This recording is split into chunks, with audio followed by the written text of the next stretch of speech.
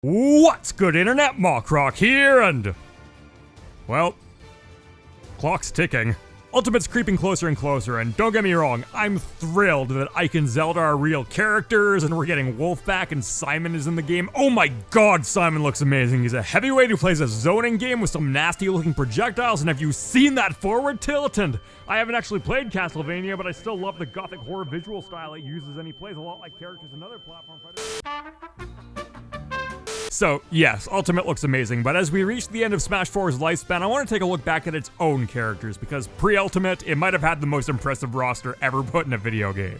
58 fighters, ranging from Mario to Pac-Man to Ryu to Cloud, with by far the most diverse set of moves we'd seen in Smash up to that point. Now, just as a heads up, we're not writing an encyclopedia article here. This video is going to be personal, biased as all hell, and it isn't going to pander. Some of you play characters I've got problems with, and you are going to hear about it, so better brace yourself. Yeah. You braced? Alright, cool. Let's get into it!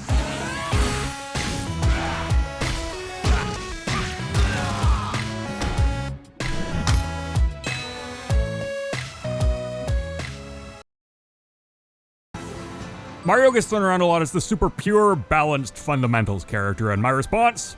Fundamentals my ass, this boy's cheap as hell. Which I don't say maliciously. Smash 4 is famous for a lot of crazy stuff, and I think Mario ended up balanced pretty well in that context. He has trouble getting his hands on you, but when he does, you're going for a ride. He's fallen out of the meta a little bit with so many sword characters coming in, but he's always been viable, and I'm happy that Nintendo's most iconic character is finally an actual threat after 4 entries of Smash.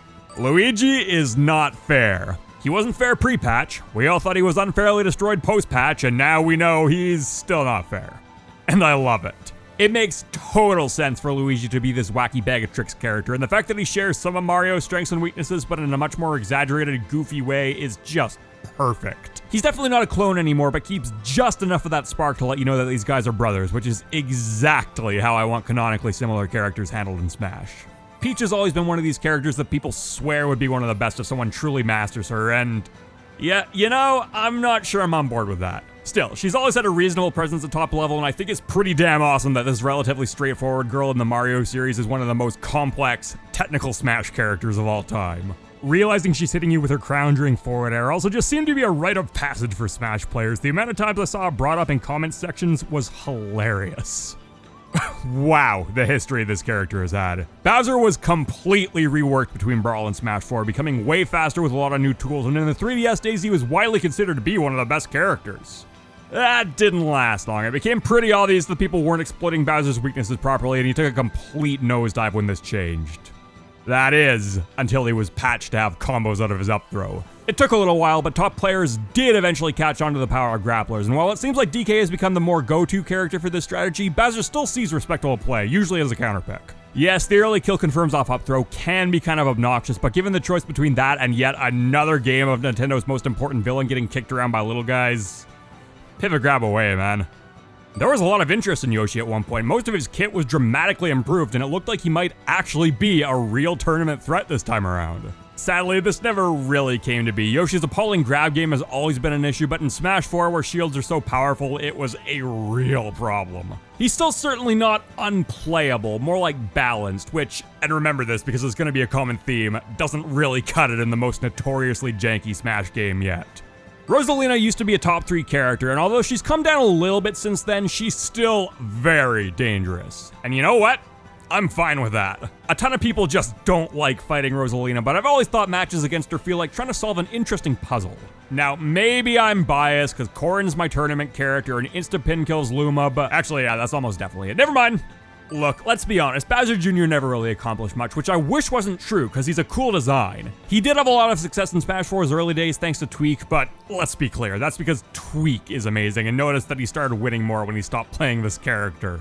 Also, can we talk about Cannonball for a moment? In the Mario series, it's such an iconic weapon, and then you bring it into Smash, and it's literally the worst projectile in the entire game. Why? Just why? Alright, unpopular opinion time. Waft is holding Wario back and needs to go. Now, I don't mean that it's a bad move, exactly the opposite, and that's the problem. This is just a theory, but I strongly suspect that because Waft is so strong with so many ways to confirm into it, most of Wario's moves are intentionally terrible in an attempt to balance him, which didn't really work out, because he just ended up being kind of bad. Even Gluttony agrees. If they did drop Waft and completely rebalanced him, I honestly think I might play Wario competitively, because zipping around in the air with this chubby weirdo feels fun as hell. But as is, Wario plays by running away and throwing out his pretty lame normals, hopes to kill you at 50, and then runs away again if he misses. Yeah, not that fun on a character who absolutely should be fun. Look at him. DK overtook Bowser as the grappler of choice for a lot of people because his up throw up air kills earlier and he's got some pretty amazing normals to boot. And like I said with Bowser, I'll gladly take Ding Dong over yet another game of DK being awful, but I do know that it aggravates a lot of people, so let's talk about his ultimate design for a moment, something I'm not going to do too much of in this video. Bottom line, DK still has an incredible grab game, but it's been tuned in a direction I'm very happy with.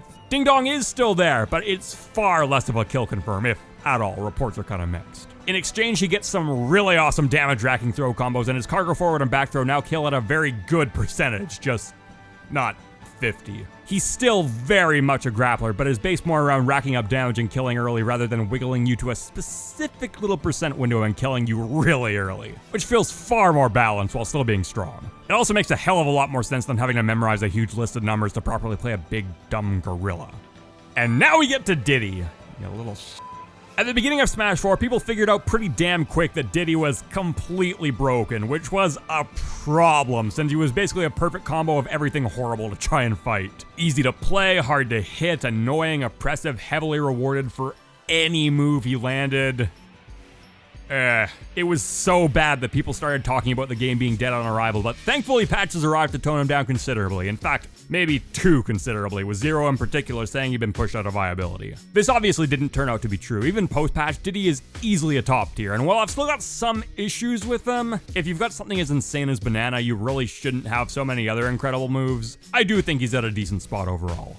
I've always thought Mr. Game & Watch is a bit underrated, but he definitely falls into the same struggles as a lot of short characters. It can be very hard to get in on defensive top tiers. It doesn't help that while his early damage output really is amazing, he is so light, meaning that he'll still usually reach kill percent first. It's clear the Smash 4 devs tried hard to make him good, and he's a pretty scary combination of fundamentals and crazy gimmicks, but did he ever push his way into the meta? Not really, but he was always kind of on the fridges and caused a lot of big upsets over the years. Was Little Mac good? Well, was there a way to make Little Mac good without being an absolute nightmare to fight?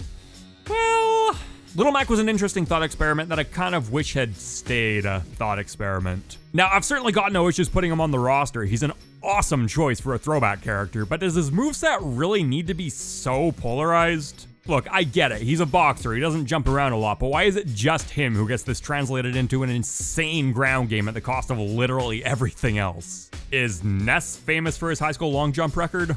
Villager run off to live with the kangaroos at some point? Beats me, man. Complete opposite, I love what they did with Link in Smash 4. He's not a crazy good character, but he always feels terrifying to play against and insanely creative when you're playing him, and his entire kit just has a satisfying heft to it. I actually toyed around with them as a secondary, but I've just never been able to get into tether grab, so now that that's ditched in Ultimate, who knows, stay tuned, maybe you'll see me breaking them out. There's a reason everyone's so excited for a new Zelda. She's just been so punishing to try and play ever since Melee. Sadly, Smash 4 was no exception. Nobody ever really thought she was anything but a low tier. I will say though, she felt like a very creative low tier. Sure, her neutral is unspeakably bad, and for some reason she has not one but two of the worst projectiles in Smash history, but damn man, when you did get in, she could go to town with some really cool setups. I think Sheik's final iteration is virtually perfect. She's incredible at basically everything but killing, and with Smash 4's mechanics, this turned out to be a reasonable balancing factor and can make for some really entertaining matches. When you master her advanced techniques, she becomes one of the most freeform characters in Smash, which really allows Sheik mains to express themselves through their gameplay. Hell, look at Void and Mr. R, they're both playing very optimal top-level Sheiks and sometimes barely look like they're using the same character. Okay, this isn't exactly a controversial statement. Ganondorf has been screwed over harder than anyone in Super Smash Bros. He's Nintendo's most badass villain, but you'd never know it from this syphilitic grandpa thing we keep getting. He's always absolutely terrible and doesn't remotely represent the Legend of Zelda. Smash 4 was the same story for some reason, even though a bunch of other characters got desperately needed overhauls. I guess the devs thought they were doing him justice by giving him a couple of busted moves since, yeah, up smash, up air, and back air are all really, really good, but man, it was nowhere near enough. And that's just from a competitive standpoint. By any perspective, it's really disappointing that after 3 appearances, he still doesn't remotely play like the King of Evil. Ganondorf let me down more than anyone else in Smash 4, which hurts, because God, I love his home series. If I had to make a list of untapped characters in Smash 4, Toon Link would definitely be near the top. It seems like he has so much more room to grow. We recently saw Yeti's amazing work at Big House with him, and yeah, not proof. A breakout performance is nothing more than that, but maybe, just maybe, I'll let myself feel a bit vindicated, eh? Toon Link could always get a lot of cool combos off of his boomerang, up tilt, and especially bombs, and they always looked impressive. This was a zoning character with moves. I think it's fair to say your average Smash fan knows Samus mainly through ESAM's use as a secondary, which seems appropriate given her power level, although she definitely did have some prominent dedicated mains like Icy Mist and Afro Smash. Samus has some truly amazing tools between Charge Shot, Zair, Up Air, but those are paired with some real crap, looking at you, Roll, and some stuff that just, well, doesn't work. Seriously, you mind explaining how her jab got a patch specifically to fix it and it still isn't fixed?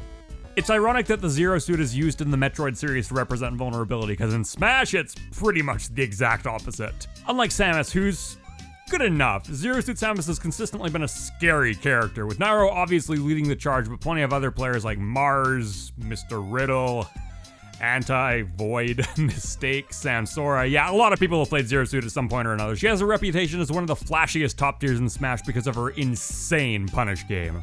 I do have to say though, when she was first nerfed, I saw a lot of players claiming it wouldn't have any impact on her, and I don't think that's turned out to be true. She can still combo hard and kill early, but not nearly as hard early, and because this character's strength is almost entirely advantage state, those nerfs, along with the introduction of more characters that could compete with her punish game, definitely did cool her off in the meta, at least a bit. I already made an entire video about these guys, so watch that if you want more info. To keep it simple, honest characters don't make the cut in Smash 4. Bonus thought, Pit is absolutely better than Dark Pit. Making an unsafe move stronger is not worth giving up better arrows and a killing forward tilt. Let's be clear though, better by 1 slot. I've actually seen them far apart in tier lists before, and it's just like, you mind passing whatever you're smoking? I really wish Palutena was good. Her invincible shield is one of the most satisfying things in the game. She's got a fun personality, and I love this fast, floaty, semi-grappler dashing thing they were going for. Which makes it all the worse that so many of her moves are just unusable. Oh my god. Some of them I can maybe draw a shred of logic out of, like maybe because she's got her customs right from the start and lightweight and super speed is so powerful they had to make her forward tilt really bad so she'd be balanced. Hey, I didn't say it was good logic, but at least it is logic. Now, why they made her counter so pathetic when you literally can't use it in lightweight in the same match is just beyond me. I got nothing. Please make Palutena good in Ultimate. I will play her and put her in videos and all that good stuff, but come on, you gotta give me something to work with here. Marth was the first true swordsman in Super Smash Bros. And even now is what every other is compared to and represents the essence of what it means to play a sword character. He was over-nerfed hard for Smash 4, which is just sad considering how iconic he was to the series, and I'm so happy he was patched into a top tier. He still plays a fundamental spacing game, but Marth's always been a popular character, and his large player base pushed his meta hard and injected a lot of gimmicks between jab setups, footstools, multi-hits. Not too many gimmicks, though. Marth still screams sword fighter, and you're free to disagree, but for my money, this is the best design he's had yet. I said at the beginning I wasn't going for an unbiased retrospective, and good thing, cause it ain't happening with Ike, my favorite Smash character since Brawl. Being an Ike fan in Smash 4 has been a bit of a roller coaster. He began life as possibly the worst character in the game, then was buffed over and over all the way into upper mid, or maybe high tier? Then everyone just sort of realized, nope. Nowadays there's some debate whether he's a mid or a low tier character, but no debate from me. Ike's awful. Considering all his strengths, this seems wrong somehow, but it's more of a testament to Smash 4's balance that even a character this far down the tier list can still be scary. Scares aside though, Ike's disadvantage state is miserable, his options are pretty limited, and he has a nice little bonus of being really damn easy to fight. Ike brings nothing but a big sword and a player's fundamentals, which is nice and honest and pure and all that, but it means you're not getting any of the character unfamiliarity or bag of tricks other off-meta characters bring to the table. It's also kind of hilarious just how many of his mains made a mass exodus over to Corrin. Robin as an archetype makes a lot of sense, but there are so many little things that just kind of don't. Like your critically important recovery move drawing from the same resource as your jab, or your other jab not being a combo. Or your Nosferatu tome taking 40 seconds to recharge? Are you kidding me? In what universe is that fair? Nah, okay, no, I'm not done with that. I think the idea was command grabs are good, so a healing command grab must be completely broken, but no, it's not. It could be unlimited and still wouldn't remotely be a problem. I love a lot of things about Robin, and Levin's sword is so fun to use, but the design definitely needed another pass. Who'd have thought that a retro cartoon dog would be such a wild card? Duck Hunt's always been weird when it comes to tier lists. Japan considered him solid while the West didn't, but then Rido came over, asked us very politely to listen for just a moment, and then we just heard as he tore through everyone. And the thing is, I still seriously can't tell if Duck Hunt is actually good or if Rido really is just that insane. In any case, he's certainly an extremely difficult character to play with a ton of resources to manage from different angles, and I'm happy to see such a wacky set of tools have success. My first ever main from Melee, back when I thought special moves were random and kept spamming B hoping for the stone.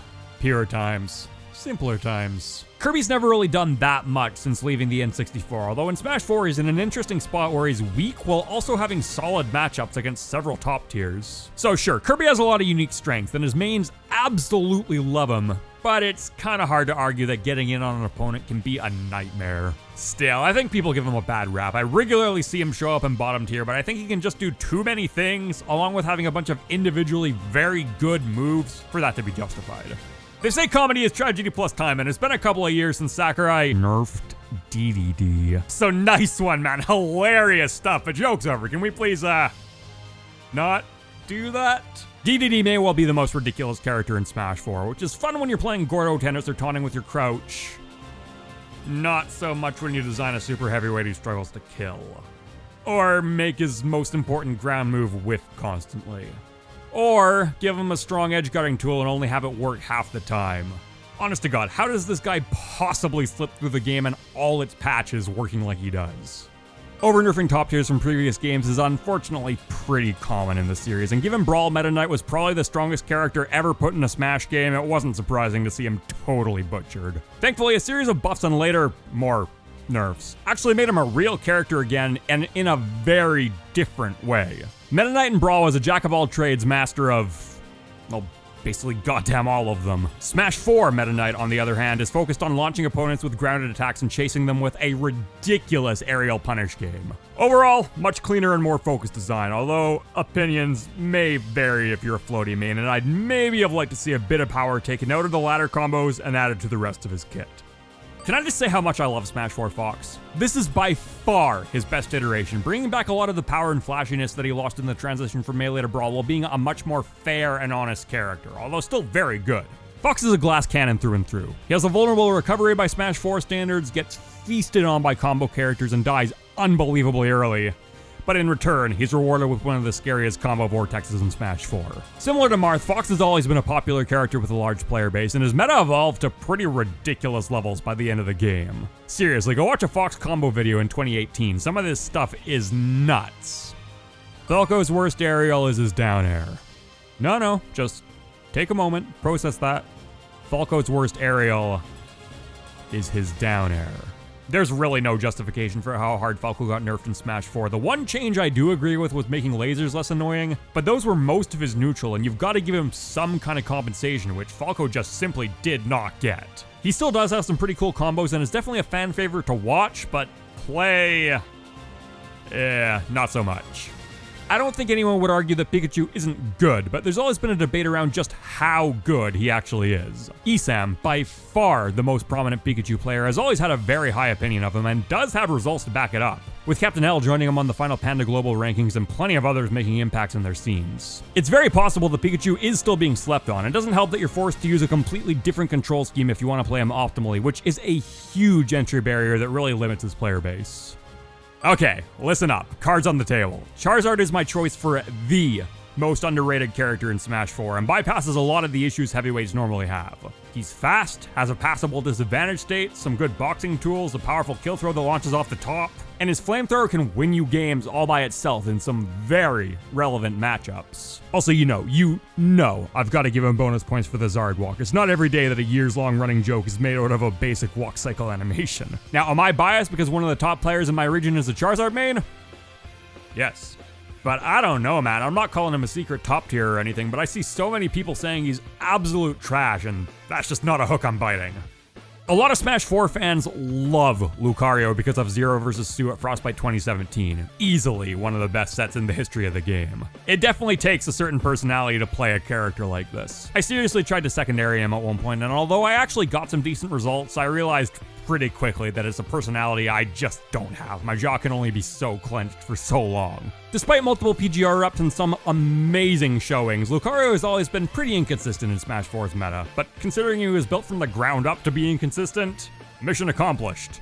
Jigglypuff's the lightest character in the game, her neutral boils down to do I air dodge or not, and her saving grace, Rest, has very few confirms and isn't even particularly strong by Smash 4 standards. For a very long time, she was unanimously considered to be the literal worst character in the game, but recently Captain L started showcasing some cool techniques and taking sets off of strong players, and suddenly, there was a bit of rumbling.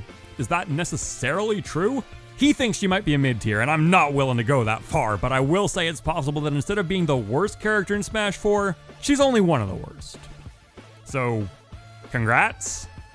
Unlike a lot of characters who've been touted as quote-unquote having potential, I honestly think Greninja does, although breaking your fingers every time you try and land a combo isn't most people's idea of a good time. Greninja's in an interesting spot in Smash 4. While he doesn't have an amazing neutral or quick attacks, the punishes he can get off footstool combos are unbelievably stupid if they are mastered. And Shadow Sneak's ability to get out on multi-hits gives him a cool niche. Overall, I like Greninja's design, and he's always gotten some decent results, although it always felt like we were waiting to truly see just how busted he could be. Also, yes, I acknowledge the existence of better nerf Greninja jokes. Good old Rob, my very first main in Smash 4, although admittedly that didn't last long. Rob's always going to have issues as long as he's so big with such a terrible disadvantage, but when things are going his way, he can look almost unstoppable, and his gyro definitely opens up some of the most big brain plays. Realistically, he didn't make much of an impact throughout the game's lifetime, although he's always done okay, and I think if we had a few more years to develop a meta, he'd go up, not down. On paper, Ness seems to have everything going for him. Incredible combos including consistent 0 to deaths on the most common competitive stage, the strongest kill throw in the game, one of the best and safest up airs, an incredible air dodge, great frame data. But we run into the same issue we've seen so many times already. He's got bad range and struggles to get in. The meta definitely trended towards a lot of defensive characters as time went on between Cloud, DK, Bayonetta, Mewtwo, Marth, Corrin, Rosalina. Combine that with other characters just doing what Ness does slightly better in that super fun recovery, and it led to Ness having one of the hardest drop-offs in Smash 4, which is kind of a shame because a good Ness doing crazy things is amazing to watch. Everything about Captain Falcon is polarized. Not just his gameplay, where he always seems to be destroying or getting destroyed, but also people's opinions of him. Is Captain Falcon an incredible character when mastered, or overrated as hell and carried entirely by fatality? Is up air into knee hype, or one of the lamest kill confirms in the game? Now, here's the real question. Does it matter? And I say, nope. As long as Super Smash Bros. Exists, people will always find an excuse to play Falcon. Although, for the record, I'll happily take an up air knee as long as we never go back to the mess we got in Brawl. I've always kind of liked Villager's design despite finding him unbearable to try and fight. After all, if you are going to make an irritating zoner, you might as well give him varied attacks, unique stage control tools, and strong references to his home series, although maybe skip the randomized turnips. I'll definitely say that if customs were still around, I wouldn't be the slightest bit sad to see DLC characters push Villager out of the meta, cause Tripseed. Thankfully they're not, so yeah, it's a little sad. For only $5.99, you too get to bully this small child out of his own home, a home he used to love and do well in. How the hell do Olimar mains exist? Seriously, you're playing a full-on match with this dude while doubling down on a Sims minigame where you gotta manage everything with this stupidly small indicator that I can barely see even if I stop and look directly at it, and just... how? Yeah, you're never gonna get me to play this character, although I will say I like his design here much more than in Brawl, and Solimar challenges are hilarious. I don't know the first thing about Wii Fit Trainer, and be honest, do you? Do Wii Fit Trainer players? I kind of want to agree with the trend that says she's not good. A lot of her tools are very gimmicky and less efficient than other characters, but I just can't do it in good faith. Honest to God, she could be completely overrated and low tier or a high tier waiting to break out. Her kit is just so weird, and at this point in the game, I don't think we'll ever really find out. Shulk, Mr. Potential himself. Look, I never really bought into the Shulk hype. Yeah, if you perfectly time a big sequence of buttons, you can get some cool stuff like legless aerials, powerful kill moves, or you could just pick someone else and not have to do that, and hey, you even get framed out of that doesn't look like an elderly farmer picking up a sack of potatoes and chucking it at you. Still, Shulk is definitely a very cool character, and I'm happy he's in the game, although if you're on commentary and get even one letter wrong in one of the ridiculous acronyms Shulk players come up with for his tech, God rest your soul. Okay, so Dr. Mario, a slower version who gets rewarded with more damage. Is that usually a good deal? No. Did it even work? Hell no. Here's the thing. Yes, Dr. Mario's moves do more damage individually, but they're far worse for combos, meaning that Mario both has an easier time getting in and usually gets more damage overall when he does. This alone just murders that design philosophy and brings an air horn to its funeral, but wait, there's more! Dr. Mario's up smash sends it a way worse angle for killing, and he has one of the worst recoveries in the game, and he gets fewer aerials in a short hop. Seriously, unless you really like down throw forward air, which I admit is a lot of fun for the half of them that don't sour spot, I just don't get the incentive to ever choose Doc when you've got an extremely similar character who does basically everything the same but better, and is way more popular to boot. Poor Doc. I mean, hey, you've got a spike in Ultimate now, that's cool. I often saw Marth and Lucina compared in really basic ways, like Marth's forward air can kill at 90 or 150, but Lucina's always kills at 120. And it's just not that simple. The two of them have completely different combo trees, and both Marth's low knockback sour spots and massive hit stun sweet spots open up a lot of possibilities that Lucina simply doesn't have. That being said, is she still a good character? Yes. Absolutely. And did she deserve to be in the game? And again, yes, and I'll say it as long as I need to, clone characters do not rob other characters of their chance and do not detract from Smash in any way. If anything, the fact that Marth and Lucina were compared so much just cements how justified her inclusion was in the first place. Pac-Man is another of these wildcard characters. He's generally placed in low tier, and while I wouldn't disagree, I also wouldn't have been blown away if we saw a player break out with him in a big way. Pac-Man's a trap character through and through and has some really tricky stuff at his disposal, but all of it can be shielded. And Pac-Man's grab is... well, look, the jokes didn't come out of nowhere. He did, however, manage to be a defensive zoning character that people actually enjoy watching. So in that sense, 10 out of 10. Mega Man is one of the most faithful recreations of a character in Smash, with basically his entire kit being taken directly from his games. This means a lot of his attacks are pretty weird. I mean, his jab, forward tilt, and nair are all the same projectile, which makes the entry barrier for him fairly high. Even with that though, Mega Man was pretty optimized in Smash 4, integrating a lot of flashy footstool tech, and while he was always a niche character, he was a niche that worked, never quite ruling the meta, but always in the back of players' minds. Yeah, I don't really like Sonic's design in Smash 4, just gonna be blunt. He skips the traditional neutral almost entirely, which isn't inherently bad, but you've gotta be pretty careful with that, and I'm not sure giving him two nearly identical moves which can be cancelled on demand and throwing in an ear-splitting sound effect for free counts as overly careful. He also spends a ton of time rolled into a ball, which I could forgive in Brawl because our options were character with rushed animations or no character at all, but 6 years later? What gives? This guy's been in a million games at this point, and yeah, a lot of them have been terrible, but you couldn't throw in a few references? I will say though, a lot of his normals that weren't rolled into a ball actually felt really fun to use, and I wish there was a bit more emphasis placed on those. Mewtwo. Now this is what I want to see out of balance patches. A ton of people thought Mewtwo was a top 10 character when he was released, which is why you wait a bit before you start slinging opinions around, but got dropped like a bag of rocks pretty fast. He was slow, light, his hitboxes didn't work, there was just no real incentive to use him. That is, until he got buffed to the fucking moon. Mewtwo's hitboxes got bigger, his attacks came out earlier, and by far most importantly, he went from a trudging old man to his fastest Sheik, who, in case you've forgotten, is a literal goddamn ninja. Abadongo solidified the new Mewtwo by winning Pound 2016, and he's been a consistent top tier ever since. As a final note, I think his balance is the best in the game, and I wish that Smash 4's power level had topped out here. Lucas seriously confuses me. I mean, we're looking at a character with an absolutely ridiculous grab game, good air mobility, a solid defensive neutral, strong recovery, the best tether grab. Why is this guy not way more common? On paper, I'd swear to God, he should be really good, but it just hasn't panned out that way. He's never been a serious part of the metagame. Yeah, I got nothing. Maybe someone can enlighten me in the comments, because I don't get it. This one hurts. Roy's always been a fan favorite, and when he first dropped his DLC, a lot of people were so excited to have him back. With a new moveset and good to top it off. He was lightning fast, had an amazing combo game, a kill throw. What could go wrong? Well, as it turned out, quite a bit. Despite being fast, Roy actually has a very hard time approaching because of how laggy his options are. In Double Edge Dance, his one grounded approach stops linking properly almost as soon as you've taken any real damage. And while his combo game is certainly good, other characters did start to catch up as the metagame advanced. The later DLC characters in particular came with all of his damage output and none of the drawbacks. He's also total combo food because of how fast he falls, which isn't necessarily a deal breaker, but you need some pretty amazing tools to compensate, which Roy never really got. He's had small moments here and there. He's such a popular character that everyone has a bit of a pocket Roy, but he never really made it beyond that. He still does get thrown around as a sleeper, and I could see it, but at this point, I kinda want some proof.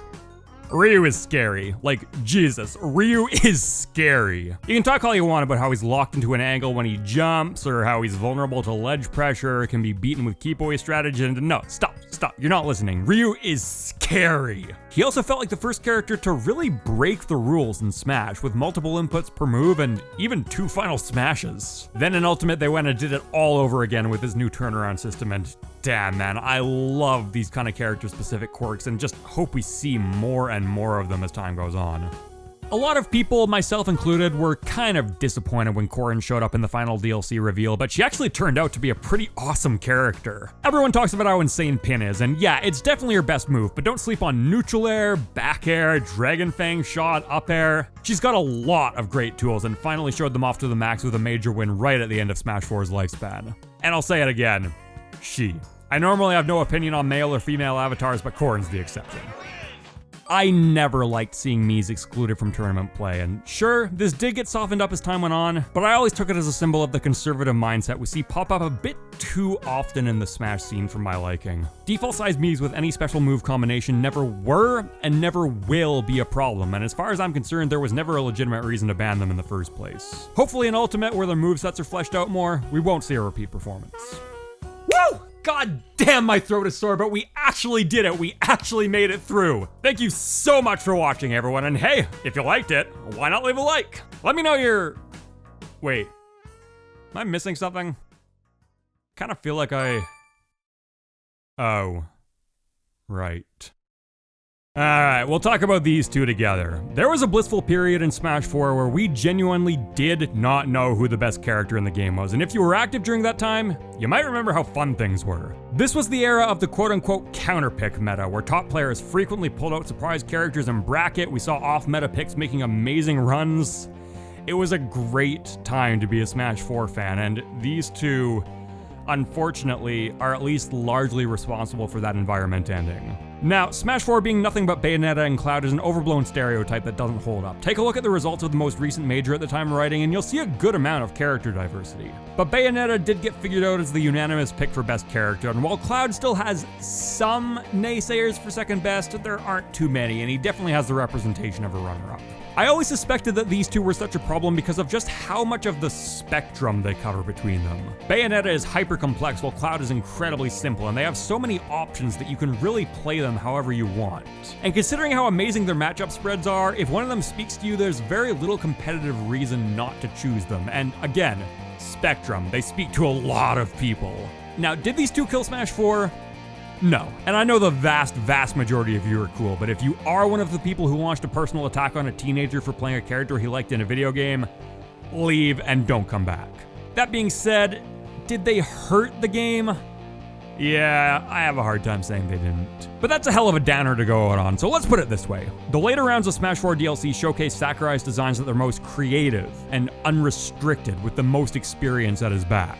Yeah, they could do some goofy things, but when you look at Cloud compared to, say, Launch Day Marth, Damn, man, charge limit on the platform all day. Going into Ultimate, we've already seen the more ridiculous peaks of these characters sanded off while still maintaining that core creative spirit. And while it took some experimentation to get there, I think we're headed into the most balanced, creative, exciting Smash game ever made.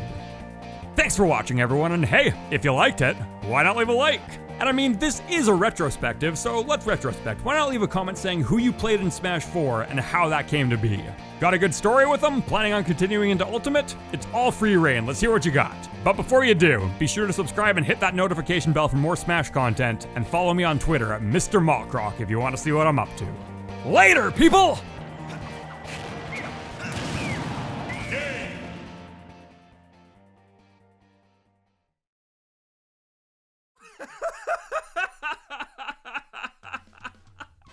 That's right. Piranha Plant will take root in Super Smash Bros. Ultimate. What? And not as an assist trophy, but as an actual fighter. I'm ready to call it.